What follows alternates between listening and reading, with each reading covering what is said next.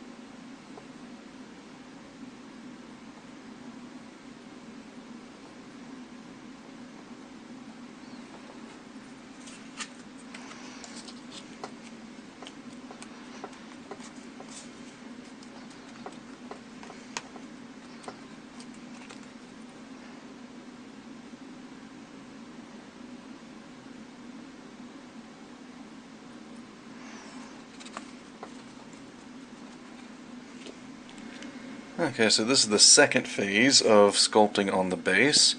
Pretty happy with how it's turning out so far.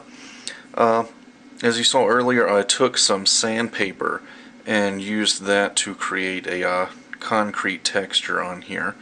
I figured, what can I use that's like the same texture as concrete at 1/60th scale? And I looked right beside me and there was a piece of sandpaper, so I said, oh, that'll work really well. So that's what I did. I've also used some plastic rods to add the like reinforced rebar in there for the concrete. Didn't want to get too heavy with that, so I just used it in like 4 different places. Just using a little spike tool to put in the cracks, and then some carving tools to carve out these big gashes in the concrete down here. And what I'm going to do is I'm going to have these like sort of earth colored, and then have like the top layer of concrete, so it'll look like these are like heavy gashes, like where maybe some armor piercing rounds or something had hit the concrete. Anyway, it's not done yet.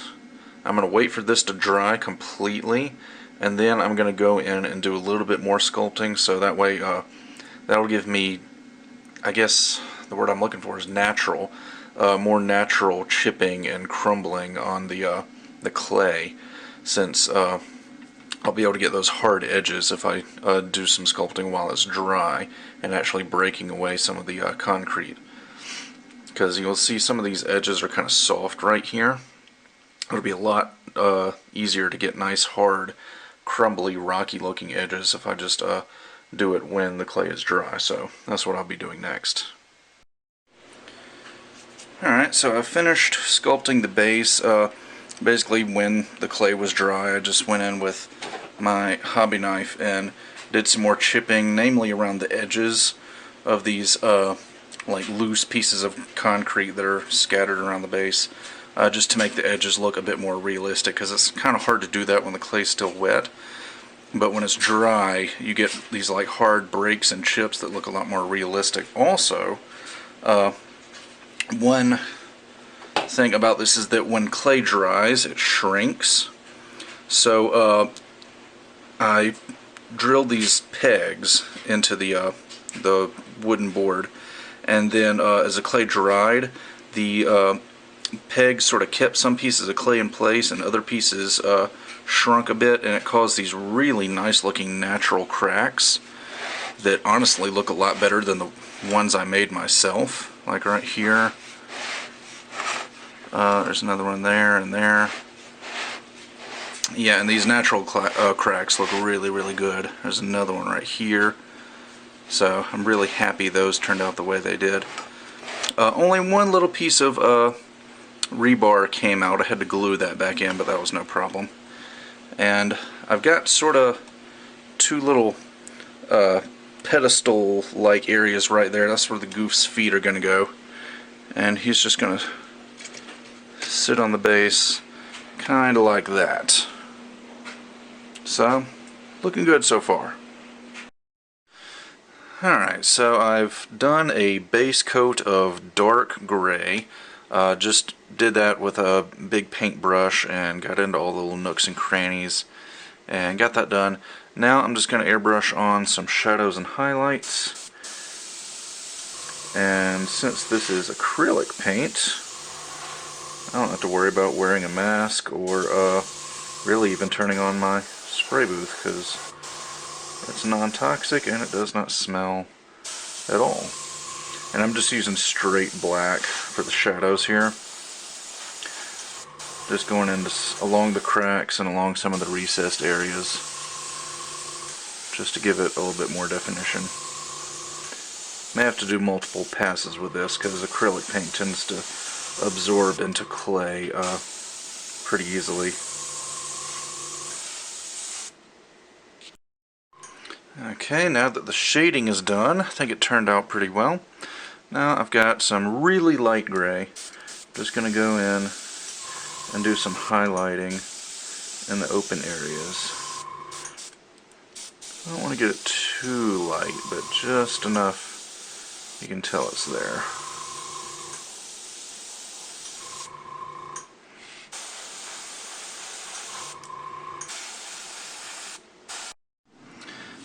Okay, so now that the airbrushing is done, just going in and doing a little bit of dry brushing just to make some of those raised edges stand out. It's also going to make that concrete texture stand out more as well.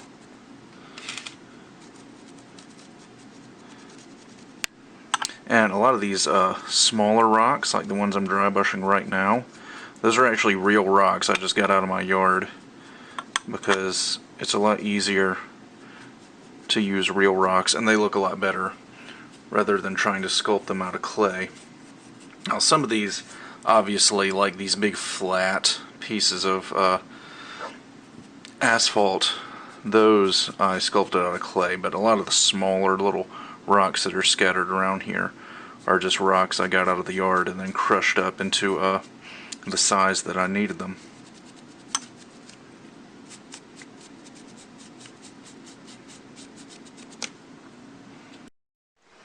Alright, next thing I gotta do is paint some road stripes on the asphalt here. This is probably going to be the most difficult part because this masking tape does not want to stay stuck to this rough texture very well. So I'm just going to have to do this as quickly as I can while the tape is still stuck in place.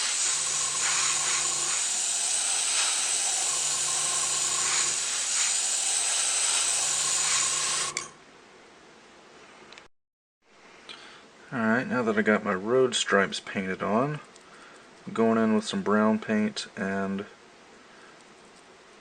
just painting in where this asphalt is blown out. There's going to be soil up under there, so I'm painting the dirt up under the asphalt. And I'll start out with this base coat of brown and then do a little bit of dry brushing on top of that to make it stand out.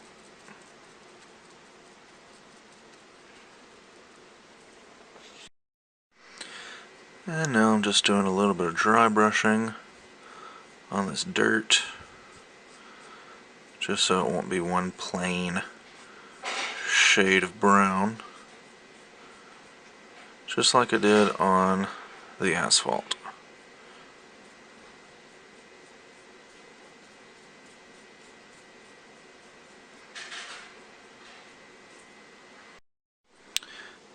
And we're starting to get close to the end of the base. Just doing some detail painting. Got some Mr. Color steel. I'm just painting this rebar that's sticking out of the concrete here.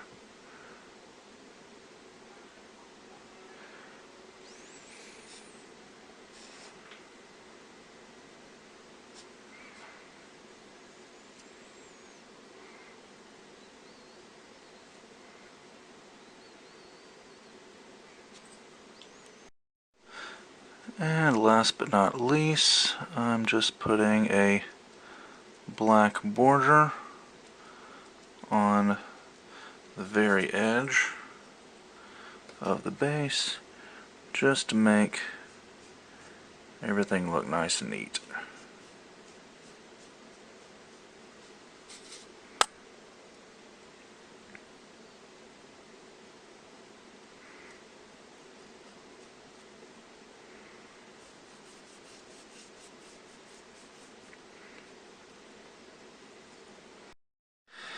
Okay, second to the last step to finishing this thing is I'm going to have some water collected down in the bottom of these holes in the ground. Not a whole lot of water, I'm not going to fill them all the way up, but just in the very bottom. So I'm just putting some dirty watercolor in the very bottom of these holes, so that way when I pour the water in, it'll actually be the right color. And as you can see, I don't know if you can tell, I've put some glue, some white, just like white glue, in these cracks, and that's just about almost dry. That's going to keep the water from escaping through those cracks in the clay.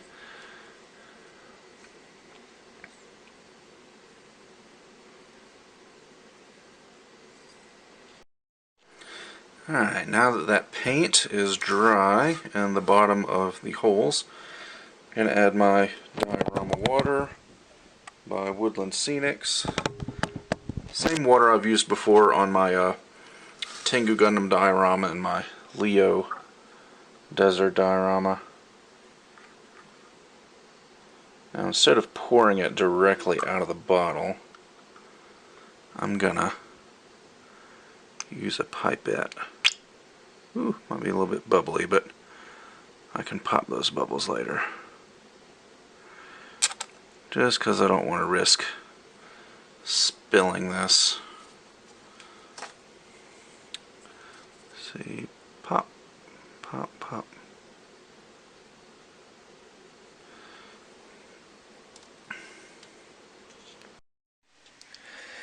And now I'm just getting around to the decals. Nothing really all that particular with the decals on this kit. I'm just sort of putting caution markings wherever I feel like putting them. I did order some copies, or a 1/60th scale copy of the Gouf 2.0 decals. And I'm using some of those, and I'm also using some leftover decals from other kits. This particular decal right here was left over from my G-System Nero.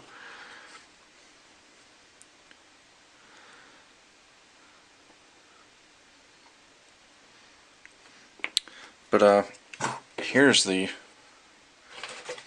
Gouf 2.0 decals. Just a giant sheet of water slides. Here's the top half of it.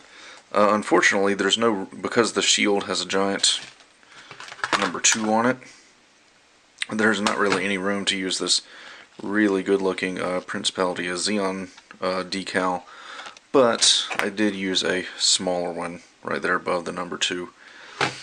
And then just, you know, here and there, here's the backpack, got an MS07B on there, and then just a few other things like cockpit hatch decals, got these little chevrons on the side of the shoulder armor, stuff like that. So, pretty simple. Alright, so I'm just doing a wash here, using Mr. Weathering Colors, an oil-based wash, and I've diluted it just a little bit with some lighter fluid, not a whole lot. I wanted it to be just a teensy bit thinner than what it usually is straight out of the bottle. So I didn't want the wash to be quite as pronounced, so just going over all this stuff just to give it a nice grimy, streaky, dirty look.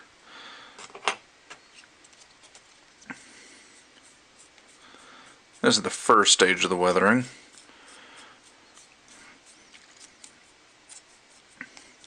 And I think I'm going to skip dry brushing this time around. I don't think it, I mean, it helps in certain situations if you're really wanting to go for like a really dusty, dry look. Like I think dry brushing works really good for like desert color schemes. But since this is clearly not a desert color scheme, although Gouf is a ground type, still I think I'm just going to skip the dry brushing this time around and just go straight to chipping after I finish the wash. So, same procedure as usual. Apply the wash with a very large paintbrush. Let it dry for a few minutes, and then I'll just take a paper towel. Oops, don't want to knock that over. And then I'll just take a paper towel and rub that away. Got carried away. I was doing a circular motion. Really, when you're doing a wash, if you're wanting to go for that streaky effect, you want to make sure to go in the direction of gravity. It's like this is the chest plate, so gravity is going down this way. On the top, it really doesn't matter so much because that's just sort of all over the place. But yeah, I'm going to go in the direction of gravity. Because like if this thing gets rained on or whatever, those rain streaks are going to go in a downward motion. Same thing with the cockpit hatch here. And you'll notice that it is turning the white parts a little bit brown. And if you want your white parts to be more white, you can just sort of be a little bit more aggressive with the paper towel, brighten those up a bit. But that's all there is to it, really. Just adding another layer of visual texture.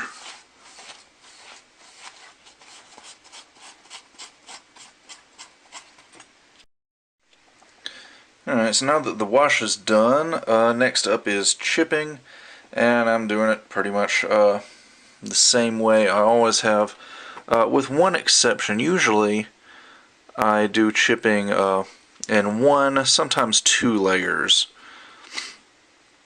I'll do like, most of the time I'll use this dark colored chipping, but sometimes I'll go into a little bit of lighter chipping on the inside of the dark chipping to make it look a little bit deeper. But this time around, I'm going to do a three-tone chipping.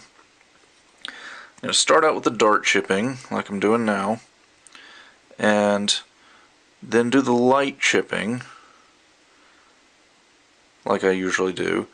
And then I'm going to go in, not with a chipping color, but with a lighter version of whatever color whatever color the part is. Like this part is a really light tan, so actually there was white on here before I did the wash, but I'll do the chipping, and then I'm going to go in with some white and just go around the outline of the chipping, very, very thin, very, very subtle, around the outline of the where the bare metal is exposed.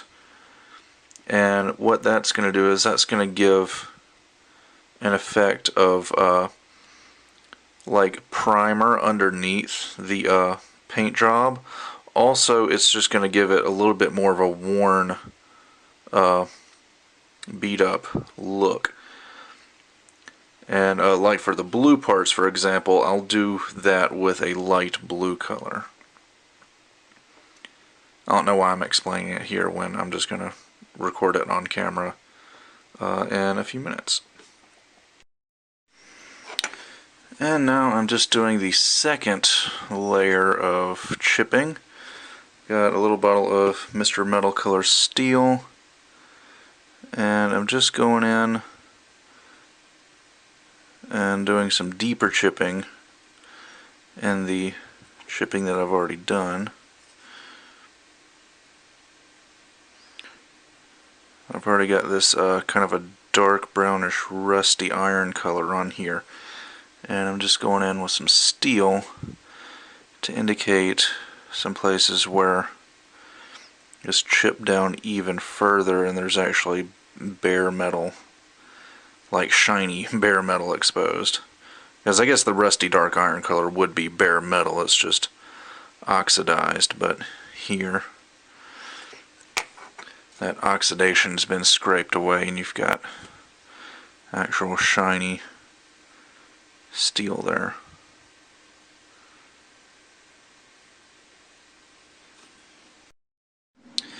Alright, now on to the third and final phase of the chipping. This one's a little bit different. I'm not using metal colors. Basically, I'm going in with a lighter shade of the color that I'm doing the chipping on top of, in which case I'm using a light blue on top of these blue parts, and not doing like actual chipping, but just sort of going around the edges of the chipping that I've already done. And what this is representing is places where the paint has been scratched, but not scratched all the way down to the bare metal. And I actually saw Mig Jimenez do this. That's where I got the idea from. And I wanted to try it out on this kit because I thought it looked really, really cool. And this is my first attempt at doing this third layer of chipping, so we'll see how it turns out. But I think I'm liking it so far. And what I'll do is I'll do a different color for each color of armor. Like I'm using this light blue on these blue parts, and then I'll use pure white on these what used to be off-white parts that are pretty tan now. And then I'll use like a really light gray on the black and the gray parts. Here is the lower leg where I've already finished, and you can kind of see the effect that it's giving there. And really it's just adding an additional layer of depth to the chipping and the weathering. I might have gotten a little bit carried away with it over here, but for the most part I think it turned out pretty good. And now that all that chipping is finally done, doing some streaking effects. Not really going to do too many of these, just here and there. A lot of modelers will do this step with oil paints, and I have some oil paints, but I don't have them here with me, so I'm just using real touch markers. Basically just using the marker a little bit and then pulling down with a paintbrush to make a streaking effect, and the more you pull it down, the more subtle the effect becomes. And this is just going to be like some places where rust has been streaked down by the rain. And also you can use it in places like on the backpack here. You've got like some recessed areas where like water or dirt or oil would collect in these little crevices and things, and you can go in with the marker and then pull down and have that stuff sort of running down and making a streak on there like so. So I'm gonna do this a bit more and then move on to pigments. And now I'm doing some pigments basically just on the feet. Getting them nice and dusty.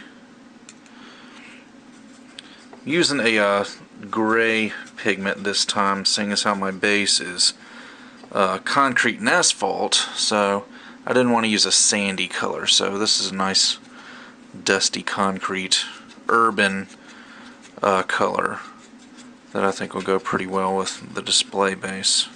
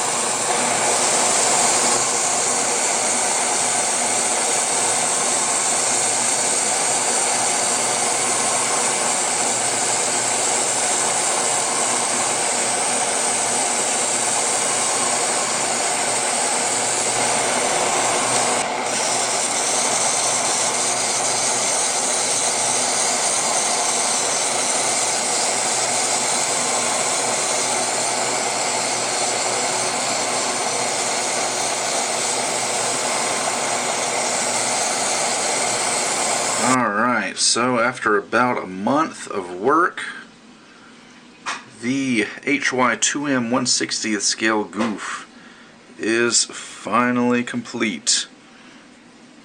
Not bad for what's almost an OOB paint job, except for I modified the shoulders and the heat saber and made it a display base. But I'm very, very happy with it. Really, really good model kit in my opinion. The large shoulders that I modified turned out great. I really like that they're a little bit bigger and they just have that bulkier, beefier look to them.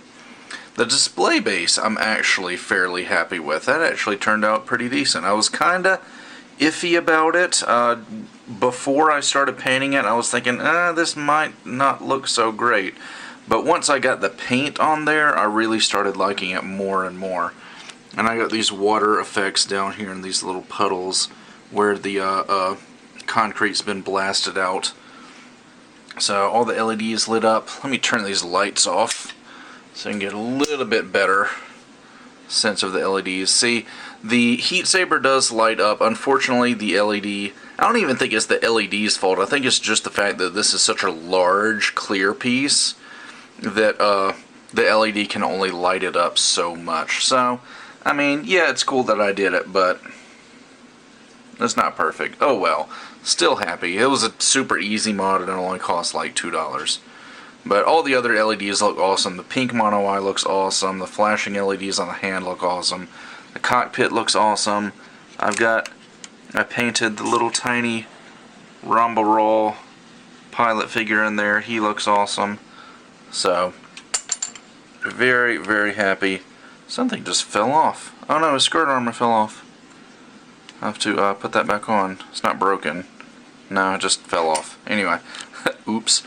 Very, very happy with how this turned out.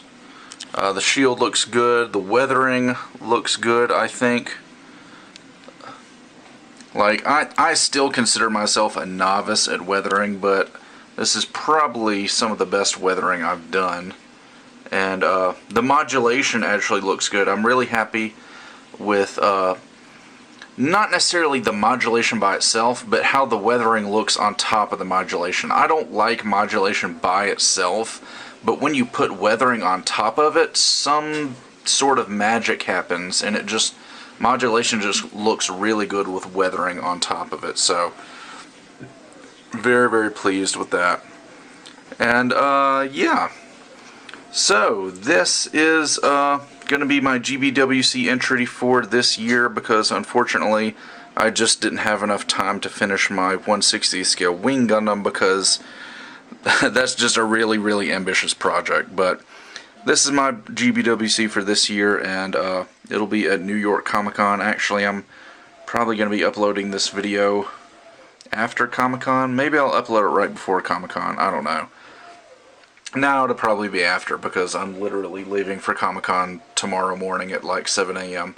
So, no, I'll probably upload this video after Comic-Con, but either way, in retrospect, anyone who was at New York Comic-Con will have seen this goof, so, yeah. So, that about does it for this video, and I'll come back next with a video showing off the kit and a photo gallery and all that blah blah blah. And with that, I'll see you guys next time.